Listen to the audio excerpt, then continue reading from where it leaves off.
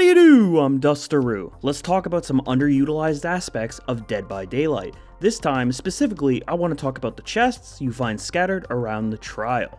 You know, those things you open for challenges and sometimes when you're injured, praying for a medkit. I bet pharmacy doesn't seem so funny now, right? Right? I can't even stop myself laughing already. Never change, pharmacy, never change. Not a very hot take to say that chests aren't really used or abused in most matches, unless you're specifically going out of your way to do so. They're in the game, but they just feel like something that's not really fully fleshed out. Like totems were. These simple skull candles were once upon a time just set dressing. You'd get 1,000 points from them when you were bored, or you would occasionally you'd have to break a hex ruin or something. So they weren't pointless, but they were just kind of there, underutilized. While now, totems can be useful on both sides, very impactful to the match. From healing to boon effects, needing to destroy them to cripple your opponent's plan. It feels like a core and often impactful mechanic you regularly interact with, and I think that's just great. Anything that adds more depth to a match of Dead by Daylight is a fantastic thing for the game, for the most part. Then we have chests, the in-between jobs mechanic.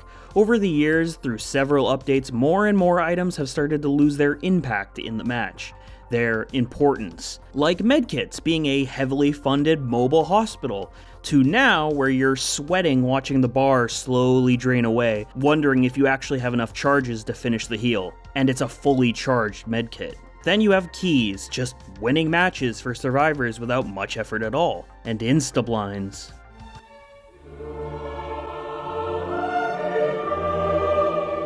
These changes to these items are for the best, but it's undeniably left a hole in the gameplay that these items used to fill, a change of pace between matches. And I think it's about time we expanded on the chest's role in Dead by Daylight. A big reason I would like to see chests something to be improved on, and something appetizing to survivors, is something that we've been asking for a long time. And that's a secondary objective. From the killer side and survivor side alike, people have wanted a secondary objective in Dead by Daylight to be able to slow the pace of the matches down, so people don't only feel compelled to gen rush. A term we hear tossed around a lot. I hate playing killer because people gen rush. But the most honest and simple answer is, what else are they supposed to do? Totems?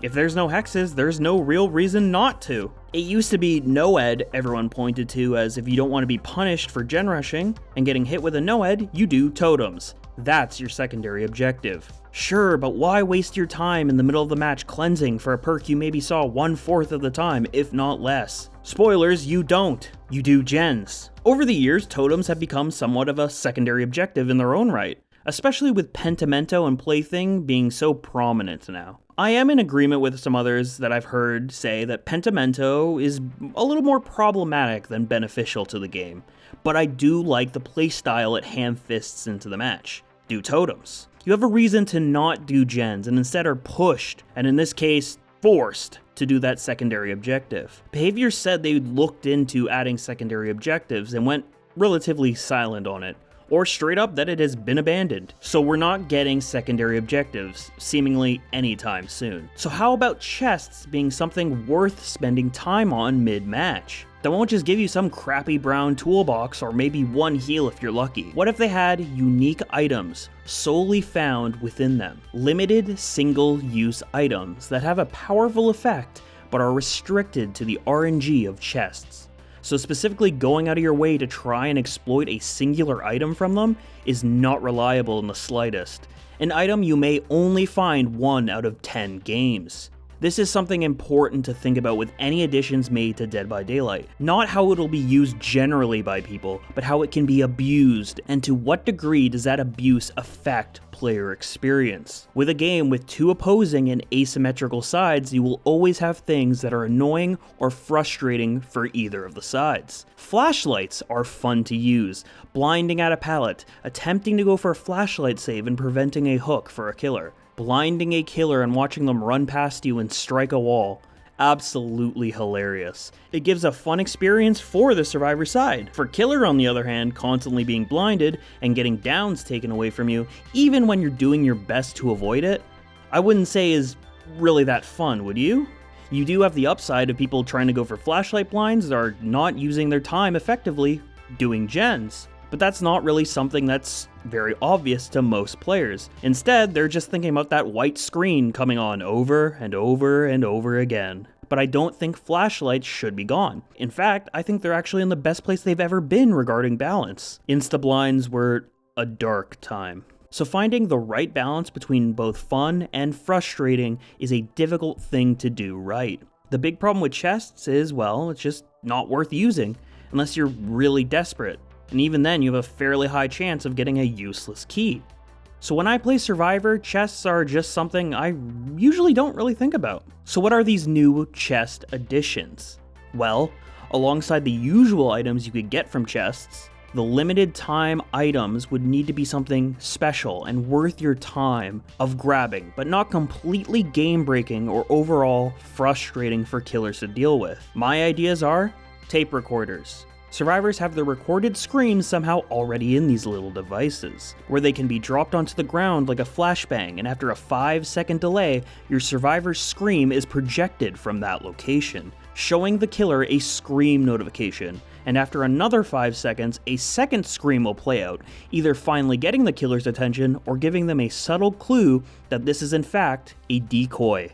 If you like Pebble but don't feel like wasting it on a perk slot, I think this would be a good middle ground. We also have tool sets. Survivors who have a tool set can rebuild one broken pallet or breakable wall location. A very strong effect for sure, but remember, you're contesting with the RNG to find 7+ other items. The chance that you find one is rare, and the chance that you find 2 would be astronomical. This alone could be the holy grail of items worth searching a chest for 5 seconds, or instantly, but we'll talk about that later. My final and third item I thought of would be an adrenaline needle that survivors can use for a temporary effect. It could be a similar function to Blighted Serum that gives a temporary haste effect to make survivors a little bit faster when they need it, or we could go with a slightly weaker sprint burst that you can use on command. Something like 150% speed increase for like 2 seconds, and does what adrenaline does and ignores exhaustion and activates. And then it can apply an exhaustion of its own. This is a strong item. A sprint burst, whenever you wish, no matter your debuff, is incredibly useful. The only reason I think it would be balanced is the fact that you can't reliably find these. You can't bring them into the trial. You need to find them by searching chests, and they are limited time use. I think they'd be useful, but the frustration of dealing with them would be outweighed with how often you would actually see them, which would be not a lot. Hi there, Future Dustaroo here. I just thought of an idea while editing that I thought would be a very cool addition and would actually complete this chest mechanic and actually make it a secondary objective. You know how recently Brand New Part was reworked and now it permanently takes off, what, 10% of the generator? Personally, I really like that mechanic, as it doesn't stop killers from using their perks to regress a generator, but it helps prevent 3-gens and overall stall-outs of matches, right? So making 3-genning harder, making that overcharge eruption kick build something truly to fear. What if in chests, as one of the limited time items, there's a 1 in 4 chance of getting a brand new part? It's not a brand new part, but it's called like a generator part or something like that. Instead of 10% being taken off a generator, it gives something like 20 or maybe even 30. So there is a reward for survivors who do go out of the way to search chests, because you can get gen progress out of one of them. So you're not wasting time, as you're still overall completing your objective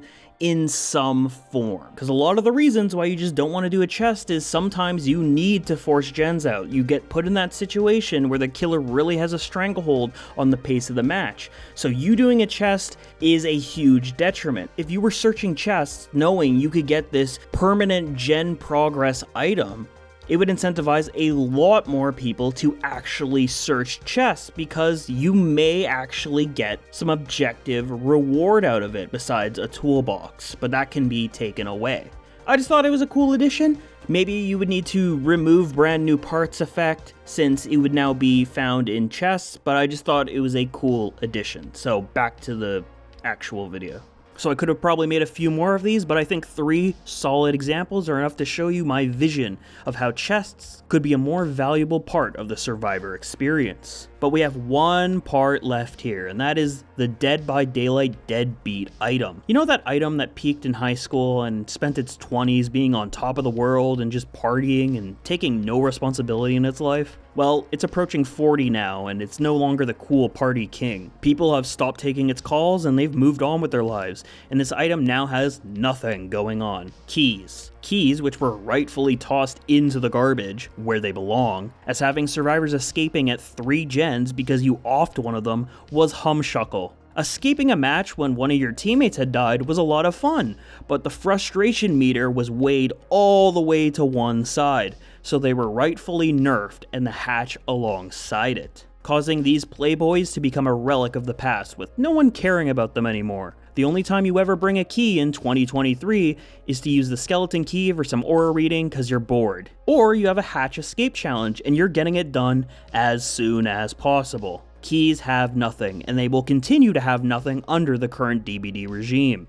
So if we are overhauling chests, why not keys too? New added key effects. When opening a chest, you can choose to instantly open it, consuming the whole key or maybe half of its charges. Alongside that, 2 keys offer different effects if used on a chest. So a skeleton key could give you items that are green and above in rarity, with 1 guaranteed add-on and a chance at a secondary add-on. Basically ace in the hole, that perk you only run for chest challenges. While the purple key will give you limited items or an increased chance at higher quality items. The broken key, well, it can't open chests. I mean, it's broken. How am I supposed to open a chest with a broken key? I'm not a miracle worker here. Make aura reading base on green keys, but only within 16 meters or so. So if you actually find it in a chest, you don't immediately drop it on the ground, because why would you want your hands anywhere near that trash for any bit of time? Alright, so short and simple. Keys instantly open chests and make the goodies inside higher quality. Still not a huge draw over something like a medkit, but hey, they won't be so useless when you actually do get them. And that's all I have for you today. So what do you think? Do you like any of these ideas? Chests being something more enticing sound like a good thing for the game? Do limited items seem like a good direction, or is there some other way chests can be expanded upon? Tell us about it, because that's what we're all about here, theory crafting and the discussion of ideas. Please hit the like button if you want to help the channel out, and maybe feed me a subscription if you want to see more of my stuff. My name is Dustaroo, and I will see you all real soon. Bye-bye.